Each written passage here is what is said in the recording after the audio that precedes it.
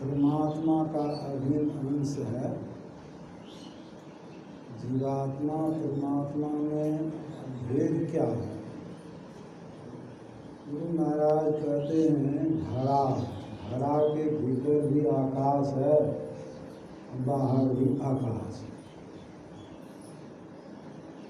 तो आकाश तो समाने हैं, लेकिन यह दीवार जो है, घड़ा का दीवार जो है, उसके अंदर के आकाश का यह आवरण है। आवरण तो दीवार को तोड़ देते हैं, यानी घड़ा को फोड़ देते हैं, तो आकाश बाहर आकाश का दो हो जाता है, एक ही हो जाता है। उसी तरह से जीवात्मा शरीर के अंदर है और परमात्मा सारे संसार में भर करके संसार से परे। आकाश की तुलना परमात्मा से की जाती है, तुलना की जाती है, यानी कि आकाश के समान परमात्मा है, सो बात नहीं। आकाश की उपमा भी परमात्मा के सामने तुच्छ है। नव शत कोटि अमित अवकाश है, 100 करोड़ आकाश को भी अवकाश देने वाला परमात्मा। 100 करोड़ आकाश कितना बड़ा है, उसका भी तब फिर खाली रहता है। ऐसे परमात्मा की भक्ति संत लोग करते हैं। यह उपदेश भगवान राम किनको दिए? हनुमान जी के माध्यम से संसार को दिए। हनुमान जी में कितनी रिद्धि सिद्धि शक्ति थी। लंका कांड में रावण से युद्ध होने में कितना चमत्कार हनुमान जी दिखलाए, लेकिन फिर भी न्यून, फिर भी नहीं। अपने से दिए उपदेश और सीता महारानी से भी दिलवाए अध्यात्म रामायण में। इस तरह से ये सीते, यह जो हनुमान हैं हमारी तुम्हारी सेवा में बहुत प्रवृत्त हैं, इनको तुम तत्व ज्ञान का उपदेश करो। तत्व ज्ञान का उपदेश किए हैं सीता जी। यह जो प्रकृति है यह हमारी ही की। भगवान राम न कुछ कहीं जाते हैं, न कहीं आते हैं, न कुछ खाते हैं, न पीते हैं, न चलते हैं। ऐसे परमात्मा का जो स्वरूप है यह सब कुछ किया हुआ मेरा ही है। सीता जी इस तरह से कहते हैं। तो सीता को क्या कहेंगे? क्या स्त्री रूप है, क्या पुरुष रूप है? यह न स्त्री रूप है न पुरुष रूप, आदि शक्ति। आदि शक्ति जो परमात्मा से निकली उसी को शब्द ब्रह्म कहते हैं। शब्द ब्रह्म परिब्रह्म भली विधि जानिए, 5 तत्व 3 गुण मिर्खा करी मानिए, बुद्धिवंत सब संत कहे गुरु सोई रे, और ठोर शीश जाए भ्रमे जनी कोई रे। सुंदरदास जी महाराज। तो यह शब्द ब्रह्म जो है यही हम लोग हैं। सुरत शिष्य सबदा गुरु मिली मार्ग जाना। सुरत से शिष्य बनते, यानी कि शरीर से शिष्य बनते। शरीर से तो बाहरी सेवा करते हैं, लेकिन अंदर से यदि शिष्य नहीं बने, मन से यदि शिष्य नहीं बने, तो बाहरी शिष्य को छोड़ भी सकते हैं। यदि सही ज्ञान नहीं है तो, सही गुरु नहीं है तो छोड़ भी सकते, उसका कोई विश्वास नहीं। इसलिए अंदर से होना चाहिए विश्वास। बिनु विश्वास भगति नहीं, ते बिनु द्रोही न राम। राम कृपा बिनु स्वप्न जीव न लगे। जीव को स्वप्न में भी विश्राम नहीं। तो परमात्मा का अभिन्न अंश यह जीवात्मा, इसके साथ जीवात्मा क्यों हुआ, जीव क्यों कहलाया? इसके अंदर में कुछ यंत्र सब लग गया है। वह यंत्र भीतर की जो इंद्रियां हैं, चित्त है जो बहुत सूक्ष्म है, अहंकार है, बुद्धि है, मन है, ये सब भीतर की इंद्रियां हैं। तो चित्त का क्या काम है? सबका अलग अलग काम, एक दूसरे से दूसरे काम नहीं कर सकता। तो चित्त का निजी काम है डोलाना सब। चेतन के बदौलत ही यह चित्त जो है सबको हिलाता है, कंपन करता है।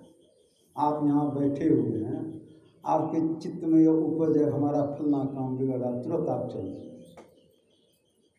तुरंत चल रहे। यह चित्त जब इस तरह से कहता है, संकल्प विकल्प तो मन का काम है, पहले चित्त में इस तरह सबको डोलाता है, क्या काम है, सबको हिलाना, कंपित करना। मन का काम है संकल्प के विकल्प करना, बुद्धि का काम है निर्णय करना, अहंकार मैं हूँ का ज्ञान होता है। ये चारों भीतर की इंद्रियों से मिला जुला को जीवात्मा कहा गया। इसमें जीवात्मा का अपना निजी ज्ञान नहीं होता। माया ईसन आप कह जान कहिए सो जीव, बंद मोक्ष प्रद सर्व पर माया प्रेरक। जो अपने को नहीं जानता है, माया को नहीं जानता है, ईश्वर को नहीं जान सकता है, उसी को जीव कहते हैं। और बंधन और मोक्ष देने वाला ईश्वर है। शरीर संसार में हम जीव बंधे हुए रहते हैं, तो भगवान राम इस तरह से उपदेश की बात अभी सुना है। 4 प्रकार की मुक्ति जो कहा, सालोक्य, सारूप्य, सामीप्य, सायुज्य, ये असली मुक्ति नहीं है। असली मुक्ति क्या है? जहाँ किसी प्रकार का शरीर नहीं है, अकेले हो जाए, केवल तो अकेले। अब यहाँ बहुत आदमी हैं, किसी से हमको मिलना है, फलना आदमी, एक आदमी को बुला लें तो हो गया केवल अकेले, सीधी सी बात है। तो हम अकेले हो जाएं, हम सब शरीरों से, सब इंद्रियों से अपने को अलग कर दें, तब जो दर्शन होगा वो परमात्मा का दर्शन। इंद्रियों के संग में रह करके जो दर्शन होगा वो माया का दर्शन। साफ साफ गुरु महाराज बोलकर समझाते हैं। तो चेतन आत्मा इंद्रियों के धर्म से छूटे, इसके लिए सुने। चित्रूप वृक्ष के 2 बीज हैं, प्राण स्पंदन और वासना। चित्त का क्या है? अभी भगवान राम सुना, मैं करता हूँ, भोगता हूँ, सुखी हूँ, दुखी हूँ। चित्त का धर्म है। इस धर्म को कोई साधारण तरह से अलग कर दे नहीं, इससे अलग हो जाएंगे साधारण तरह से नहीं। ये सब चिपका हो, जितना कर्म किया ना मोटे मोटे इंद्रियों से, बाहर की इंद्रियां, मन भीतर की इंद्रियों से जो कर्म के अच्छा बुरा कर, सब चित्त में चिपका हुआ, उससे अलग नहीं हो सकता। प्रारब्ध कर्म को दूर नहीं कर सकते, प्रारब्ध आपका बना हुआ रहता है। क्रियमान जो कर्म करते हैं वर्तमान में, आसक्ति के कारण वह कर्म जमा भी होता है। क्रियमान कर्म को ही पुरुषार्थ कहा गया थोड़ा सा संसार का। यह कर्म आपका जमा हो जाता है और उसी को संचित करते हैं। संचित में से जो थोड़ा भोग होता है, थोड़ा थोड़ा करके उसी को प्रारब्ध। यह कर्म चलता रहता लगातार चलता है। कोई कहेगा हम शरीर से कुछ नहीं करें, बैठे रहे, मन तो आपका बैठा नहीं है, मन तो कुछ न कुछ करेगा, तो मन से कर्म हो जाता है, अच्छा बुरा कर्म मन से हो जाता है। तो यही कर्म का चक्र जो है चलता रहता है। कर्म के चक्र को पार करने के लिए संतों का आग्रह, प्रकृति की वश्यता में रहकर कर्म करते, रजोगुणी तमोगुणी कर्म में हम लोग नीचे बने रहते, असुर कर्म से हम लोग घिरे हुए रहते हैं। इस कर्म को पार करने के लिए संतों का आग्रह है। तो कर्म चक्र से पार होने के लिए कोई बाहर में कोई उपाय खोजे, ऐसा नहीं।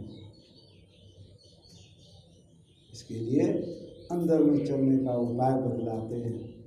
बहुत नाम रूप में हमारा मन लसका हुआ है, तो मन को पहले एकाग्र करें। विषयों में मन लसका हुआ है तो बहुत से विषय गुरु महाराज का समेट करके बोले, तो विषय मुख्य रूप से 5 ही है, रूप रस गंध स्पर्श। तो विशेषतर रूप में और शब्द में मन विशेष भाग होता है। शब्द कोई यहाँ हो जाए गाँव में चल वाला, तुरंत सबका मन उधर चला गया, सबका ख्याल उधर चला गया, यहाँ नहीं सुने, उनकी बात को नहीं सुने। तो संत लोग कहते हैं यह वर्णात्मक नाम का जो जप बदलाते हैं इसका अभ्यास करो, इतना अभ्यास करो कि मन में थोड़ा स्थिरता आने लगे, चित्त में भी स्थिरता आने लगे। मन का ही चंचल रूप चित्त कहलाता है, चंचल रूप चित्त कहलाता है। तो यह चित्त जो है भीतर, सबसे भीतर है, उसको बस करने के लिए चित्त रूप वृक्ष के 2 बीज हैं, प्राण स्पंदन और वासना। प्राण स्पंदन तो श्वास पर श्वास की क्रिया, और वासना बहुत इच्छा, वासना ही हमको संसार में ले आया है। वास सुरत ले आवई सब सुरत ले जाए, परिचय श्रुति है स्थिर सो गुरु दई बता। जहाँ हमारा पहचान हो जाएगा, स्थिर हो जाएंगे, वो गुरु बतला दिए, स्थिर सो गुरु दई बता। तो वासना हमको संसार में लाया है और शब्द हमको ले जाएगा। कवि साहब पद में है, मुर्शिद नैनो बीच नदी है। मुर्शिद गुरु कहाँ है? दोनों नैनों के बीच में उनका दूत नदी है। आँखी मध्य पाँखी चमके पाँखी मध्य द्वारा, ते द्वारे दूरबीन लगावे उतरे भवजल। दूरबीन दूर देखने वाला, एक बिंदुता दूरबीन हो, दूरबीन क्या करे? अब पिंड में ब्रह्मांड दरसो, बाहर क्या है? इस शरीर के अंदर में ब्रह्मांड जिसको दिखाई पड़ेगा तो बाहर में फिरने क्या जरूरत है? इस शरीर के अंदर में सारा ब्रह्मांड है, संपूर्ण संसार है। इसको शरीर को बूंद कहा गया। एक एक शरीर में हम रहते हैं, इसको बूंद कहा गया। इस बूंद में सारा संसार है, समुद्र भरा हुआ है, इसको नहीं जानते, नहीं देखते। बूंद समाना समुद्र मैया जाने सब कोई, और समुद्र समाना बूंद में बूझे बिरला, कोई बिरला बूझते हैं। इसमें प्रवेश करने के लिए किधर से प्रवेश करेंगे? जहाँ है वहीं से चलेंगे। इस शरीर में मन का जहाँ बैठक रहेगा वहीं से चलना पड़ेगा। इस तन में मन कहाँ बसे निकस जाए, कहीं ठौर गुरुगम है तो पर अकेले ना कर गुरु। यदि गुरु सही है तो जान पर को, नहीं दूसरा गुरु करो जो तुमको सही सही बतला। उत्तर देते हैं कवि साहब, नैनो माही मन बस। दोनों नैनों के बीच में मन का बैठा, जहाँ मन है वहीं चेतन सूरत। तो यह चित्त में जो वासना है और प्राण स्पंदन है, दोनों को स्थिर करने के लिए कहा है। चित्त स्थिर हो जाने से वासना का नाश हो जाएगा। गुरु महाराज उपदेश में आया अंतिम में, भगवान शिव की वाणी, संसार समुद्र को पार करने के लिए गुरु का जो वचन है, वाक्य है, यह दृढ़ नौका है। और वासना की शक्ति से इस संसार सागर को पार किया जा सकता है। ईश्वर प्राप्ति की वासना की शक्ति होनी चाहिए। जब तक यह वासना नहीं रहेगी अंदर में चलने की, तो संसार की वासना हमको दबाते रहेगी। संसार की वासना हमको जो है हावी रहेगा, इससे नहीं निकल सकता। भक्ता की चाल निराली, नानक साहब के वचन, चाल निराली भक्ता केरी, विखम मार्ग, विखम जोखिम रास्ते से चलना, विखम मार्ग चलना, लहु लोभ अहंकार तज, तृष्णा बहुत नाही बोलना, खन्यु तीखी, खन्यु कहते हैं तलवार की धार से भी मही, बालों की बाल के नोक से मही, ये तू मार्ग जाना। गुरु प्रसाद जी ने आपू तजिया, आपू मतलब अहंकार को छोड़ेगा, हरि वासना से ईश्वर प्राप्ति की वासना जरूर, कहे नानक चाल भक्ता केरी, जुग जुग निराली। तो ईश्वर भक्ति की जो चाल है, गति है, जुग जुग से निराला है, उसको कोई साधारण तरह से परख ले ऐसी दादू जाने नो कोई संतन की गति कोई, संतों की जो गति है, चाल है, सब लोग नहीं जान सकते। अविगत अंत अंत अंतरपट अगम अगाध अगोई, सुन्नी सुन सुन के पारा, अगुण सगुण नहीं दोई। वह परमात्मा न अगुण है न सगुण, अगुण सगुण ये दोनों माया ही है, एक निर्मल माया है, एक मोटी माया, भद्दी माया, इसी में हम लसके हुए हैं। अगुण सगुण नहीं दोई, अंड न पिंड, अंड ब्रह्मांड, पिंड शरीर, अंड न पिंड खंड ब्रह्मंडा, सूरत सिंध समुद्र, यह सूरत उस परमात्मा रूप समुद्र में समा जाए। सूरत सिंध निराकार आकार ज्योति पूर्ण ब्रह्म हुई, पूर्ण ब्रह्म प्रकृति में जो व्यापक परमात्मा का अंश है, वह भी परमात्मा नहीं, पूर्ण ब्रह्म हुई। इनके पार सार सोई पई है, तन मन गति पति कोई, दारू दीन दीन चरणन चितमय उनकी सरवोई, दारू जाने में कोई संतन की गति हुई। संतों की जो चाल है, गति है, वो छिपी हुई, उसको लोग बाहर से नहीं देख सकते। वेशभूषा से कोई संत नहीं हो जाता, वस्त्र से कोई संत नहीं हो जाता, अंतर की रहनी से संत होता है। इस तरह से संतों का ज्ञान बहुत ऊंचा है। तो वासना अभी सुने, शून्य में, कौन शून्य? बाहरी शून्य में दृष्टि जुगल कर अंगुल द्वादश पर दृढ़ धर ठहराई, अब प्राण स्पंद बंद हो जाए, मनो तदय चंचलाए, संगम पर संध्या कर। दृष्टि जुगल, दोनों दृष्टि धारों को अपने अंदर में एक करते, जुगल दोनों दृष्टि धारों को एक करते, तो तब शून्य में प्रवेश करेगा, अंधकार वहाँ नहीं रहेगा। तो उस शून्य में जो प्रवेश करेंगे, तो यह विषय वाला शून्य जो है, उससे आप ऊपर उठेगा। इसमें विषय, संसार में विषय भरा हुआ, स्वर्ग में विषय भरा हुआ, स्थूल सूक्ष्म संसार में यह जीव भरा हुआ है। स्थूल से भी छोटे, सूक्ष्म से भी छोटे, तो सूक्ष्म संसार से सूक्ष्म ध्यान, और सब संसार से छूटने के लिए, सब संसार से छूटने के लिए सब ध्यान है।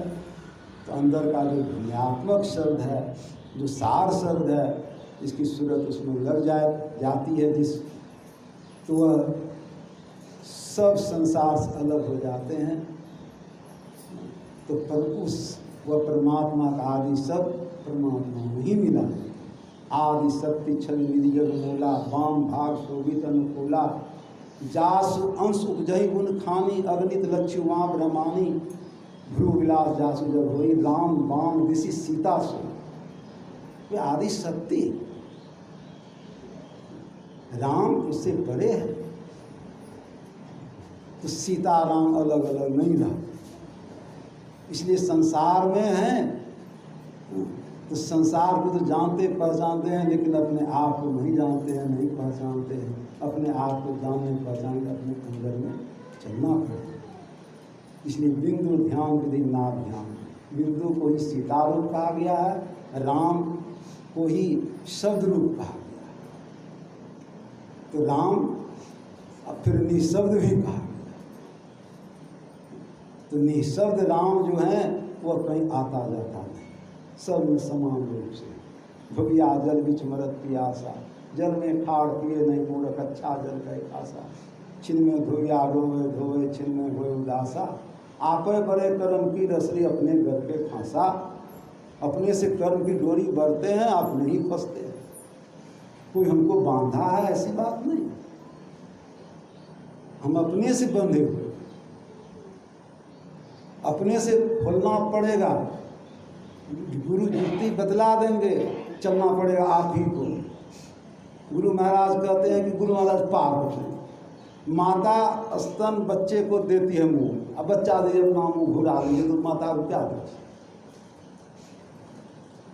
परमात्मा गुरु हमको सब बतला दिए, यदि हम उनके विचार पर नहीं चलें, अपना मुंह संसार को घुरा दें तो गुरु को क्या दे, क्या दे।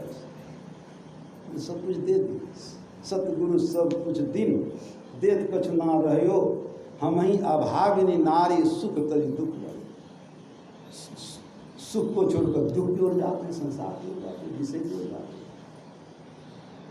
यह काम जो है थोड़ा थोड़ा करते रहेंगे तो बढ़ते चलेंगे, और छोड़ देंगे तो पड़ा हुआ रहेगा, छोड़ देंगे तो पड़ा हुआ रहेगा। इसलिए थोड़ा थोड़ा कीजिए। कि इस कान से सुना उस कान से निकाल दिया, सो संत मत नहीं। संत मत में जो कुछ कहा जाता है, सुना जाता है, उसको करने के लिए किया जाता है, पाने के लिए। पावेंगे तो कैसा सुख होगा। गुरु महाराज के तो पहले तो सुनने समझने में ही आनंद मिलता है, और यदि साधन करेंगे चलत पंथ सुख होत महा है, जहाँ अजर झरते अमृत ध्वनि की नौबत झगड़त, बड़ भागी सुनते सुनत लखत सुख लहत अद्भुति में ही प्रभु मिलते अद्भुत। अंतर की डगरिया जा पर चलकर अद्भुत का डगर है अंतर का, उसमें जो चलते हैं, अभ्यास करते हैं। हमारे एक बाबा थे जय नारायण बाबा, बनिया पढ़े लिखे नहीं थे, साधारण वेशभूषा में। शिवानंद बाबा जो रोडिया में रहते हैं अभी, उनसे कुछ कहा, 1 मिनट पर संत मत कर को। बाबा कहते थे कि बाबा 1 मिनट में कौन चीज कहे संत मत, 1 मिनट पर कहो संत मत, ताप नहीं करियो। बाबा कहे रूप न दर्शे सब न सुने भक्ति अंत हो जाए। अरे जहाँ दृश्य नहीं रहेगा और शब्द नहीं रहेगा तो क्या होगा, परमात्मा ही परमात्मा। बाबा ऐसे पढ़े लिखे नहीं थे, सत्संग योग का बहुत मंत्र जो था, उपनिषद वाणी वेद वाणी को याद किए। तो उपनिषद वाणी को याद कर एक रहते थे सैदाबाद में, धान गुरु महाराज धान की खेती होती थी, वहाँ भी काम करते थे लोग।